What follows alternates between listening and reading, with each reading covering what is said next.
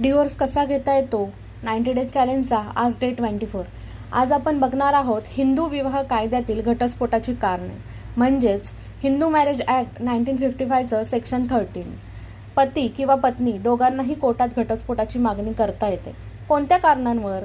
जर जोडीदाराने विवाहानंतर परपुरुष किंवा परस्त्रीसोबत शारीरिक संबंध ठेवले असतील, क्रूर वागणूक दिली असेल, सलग 2 वर्ष विनाकारण सोडून दिलं असेल, धर्म बदलला असेल, गंभीर मानसिक आजार झाला असेल, संन्यास घेतला असेल किंवा 7 वर्षांपासून जिवंत असल्याची काहीच माहिती नसेल.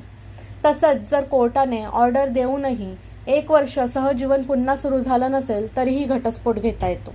पत्नीला काही विशेष अधिकार आहेत, जसं की नवऱ्याने दुसरं लग्न केलं असेल, बलात्कार किंवा अनैतिक कृत्य केलं असेल किंवा मेंटेनन्सचा आदेश असूनही 1 वर्ष मेंटेनन्स दिला नसेल.